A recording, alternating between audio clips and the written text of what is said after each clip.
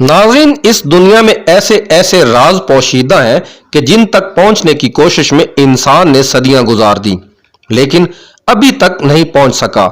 जबकि अल्लाह ताला ने इन तमाम राजों को अपने पैगंबरों पे खोल दिया। इन पैगंबरों में से एक पैगंबर हजरत अदरीस अलैहिस्सलाम थे, और वो वाहिद पैगंबर है जिनके बारे में गुमान किया जाता है कि अल्लाह ताला ने अपने इल्म में से बहुत ज्यादा इल्म हजरत अदरीस अलैहिस्सलाम को अता किया।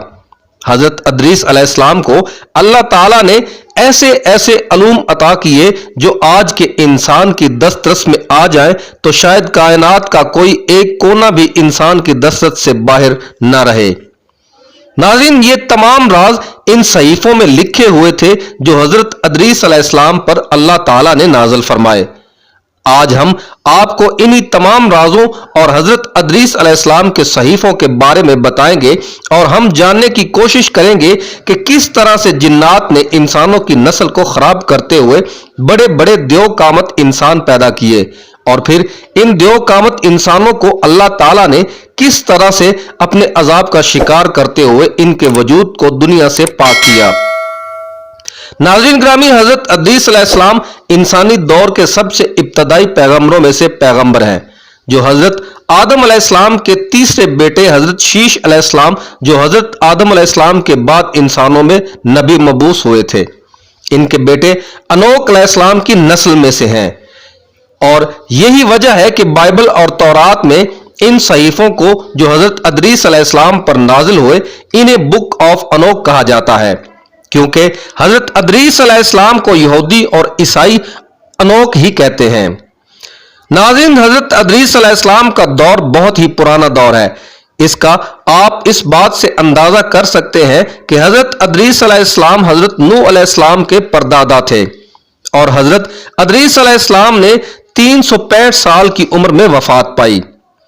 इनकी रूह को चौथे आसमान की सैर के दौरान कब्ज किया गया, जिसके बारे में कुरान करीम में भी जिक्र है। नाज़रीन, आप इस बात से अंदाजा लगा सकते हैं कि हम तारीख का हिसाब करें तो हजरत अदरीस अलैहिस्सलाम का दौर आज से कमोबेश 10 से 12 हजार कबल का दौर बनता है। बुक ऑफ अनोक, जो कि हजरत ईसा अलैहिस्सलाम की पैदाइश से सिर्फ 200 साल कबल लिखी गई थी, और यह भी एक दूसरे शख्स ने लिखकर हजरत अदरीस अलैहिस्सलाम से मंसूब कर दी थी।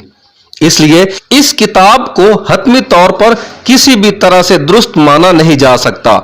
इस किताब में, जिसमें हजरत अदरीस अलैहिस्सलाम से मंसूब शुदा सहीफे मिलते हैं, बहुत सारी ऐसी बातें भी लिखी हुई हैं जिनको यहूदियत, ईसाइयत और इस्लाम भी तस्लीम नहीं करता, और यही वजह है कि बुक ऑफ द अनोक को तौरात और अंजील से निकाल दिया गया है। आज हम आपको इन तमाम बातों के बारे में बताएंगे जो इन तीनों मज़ाहिब की तालीमात से अलग हैं, और यह भी बताएंगे कि बुक ऑफ अनोक में कैसे कैसे राज मौजूद थे। नाज़रीन, बुक ऑफ अनोक के अंदर जिक्र मिलता है कि पहले आसमान के 200 फरिश्ते जमीन पर उतरे और उन्होंने इंसानों से मिलाप किया, जिससे इन्होंने इंसानों की नस्ल को बिगाड़ दिया। इसमें यह भी लिखा है कि इन फरिश्तों ने इंसानों को हथियार बनाकर एक दूसरे को कत्ल करना, सोने से जिस्म को सजाना सिखाया, फितरी तरीके से हटकर जिनसी ताल्लुक कायम करना और बुत बनाना भी सिखाया। इसके साथ साथ इन फरिश्तों ने इंसानी औरतों के साथ जिनसी ताल्लुक कायम करते हुए एक मखलूत नस्ल पैदा की, जिनके कद बहुत लंबे चौड़े और वो आम इंसान को पकड़कर खा जाते थे। यहां तक कि जब आम इंसान इनकी दस्तरस से दूर हो गए तो इन्होंने एक दूसरे को कत्ल करना और खाना शुरू कर दिया, और ये वो सबसे बड़ी वजह है जिसकी वजह से इस किताब को बाइबल और तौरात में से हज़फ कर दिया गया। जिसकी वजह यह है कि फरिश्तों के बारे में तीनों बड़े अलहामी मज़ाहिब यानी इस्लाम, यहूदियत और ईसाइयत में यह तसव्वुर है कि फरिश्तों की कोई जिन्स नहीं होती, और इसलिए वो इंसानी औरतों से ताल्लुक कायम नहीं कर सकते। दूसरी बात यह कि फरिश्तों के अंदर किसी भी किस्म की ख्वाहिश का मादा अल्लाह ताला ने रखा ही नहीं। तीसरी बात यह कि फरिश्ते अल्लाह ताला के हुक्म के खिलाफ कुछ कर ही नहीं सकते। इनके अंदर अल्लाह ताला ने यह सिफ्त ही नहीं रखी कि वो अपनी तरफ से कुछ सोचकर कोई भी काम कर सकें। وہ صرف اور صرف اللہ تعالیٰ کے حکم کے مطابق کام کرتے ہیں، اور اس لیے اس کتاب کو عیسائیت اور یہودیت کی الہامی کتابوں میں سے حذف کر دیا گیا۔ ناظرین، دوسری وجہ تورات، زبور، انجیل اور قرآن میں بتایا گیا ہے کہ وہ عقل میں بھی آتی ہے اور انسان سمجھ بھی سکتا ہے، جس کے مطابق ابلیس کو اللہ کے حکم کی نافرمانی پر اس کے ساتھ ہی جنات سمیت آسمان سے زمین پر پھینک دیا گیا، تو اس نے انسانی آبادیوں کو ان تمام گناہوں میں مبتلا کیا اور ساتھ ہی انسانی عورتوں کے ساتھ جنسی تعلق قائم کر کے یہ مخلوط نسل پیدا کی۔ اس مخلوق کو اللہ تعالیٰ نے طوفان نوح میں غرق کر کے ان کا نام و نشان دنیا سے مٹا دیا، اور اس قوم کے بچے کچے لوگ قوم عاد کے لوگ تھے۔ ناظرین، قوم عاد پر حضرت لوط علیہ السلام کو مابوس کیا گیا اور نافرمانی پر آسمان سے پتھر برسا کر ان تمام لوگوں کو بھی فنا کر دیا گیا، تاکہ زمین پر صرف اصلی انسانی آبادی باقی رہے۔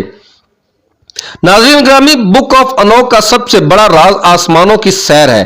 حضرت ادریس علیہ السلام کو اللہ تعالیٰ نے ستاروں کا علم دیا تھا اور ان کے سامنے سے آسمان کے تمام پردے ہٹا دیے تھے۔ وہ اکثر و بیشتر آسمانوں کی سیر کو چلے جاتے۔ بک آف انوک سے ملنے والے مختلف واقعات سے ثابت ہوتا ہے کہ حضرت ادریس علیہ السلام کو ان شارٹ کٹس یا پورٹلز کا علم تھا جن سے یہ وسیع و عریض راستے نہایت مختصر ہو جاتے تھے۔ اس کے علاوہ عراق میں بائبل اور نینوا کے کنٹرول، اور 1947 میں فلسطین میں برمودار سے ملنے والے ایک سکرول کے مطابق بھی یہ بات سچ ثابت ہوئی۔ یہ تمام تختیاں جو بائبل اور نینوا کے کھنڈرات اور سکرول جو فلسطین میں ڈیڈ سی سے ملا تھا، سب میں یہ بات لکھی ہوئی ہے۔ حیرت کی بات یہ ہے کہ عراق پر حملے کے دوران یہ تمام کی تمام تختیاں عراق سے چوری کر لی گئیں اور انہیں خفیہ طور پر امریکہ پہنچا دیا گیا۔ فلسطین سے ملنے والا سکرول بھی اس وقت امریکہ میں موجود ہے۔ ان سب پر سائنسدان تحقیق کر کے اسے سمجھنے کی کوشش کر رہے ہیں تاکہ ان راستوں کو دریافت کیا جا سکے اور آسمانوں میں پہنچا جا سکے، لیکن ان راستوں کی تاب لانا کسی بھی مادی جسم کے بس کی بات نہیں۔ یہ قابلیت اور صلاحیت اللہ تعالیٰ نے صرف حضرت ادریس علیہ السلام کو عطا کی اور وہی اسے برداشت کر سکتے تھے۔ عام انسان کے سامنے سے یہ پردے ہٹ ہی نہیں سکتے، اور نہ ہی وہ آسمان کو دیکھ سکتا ہے اور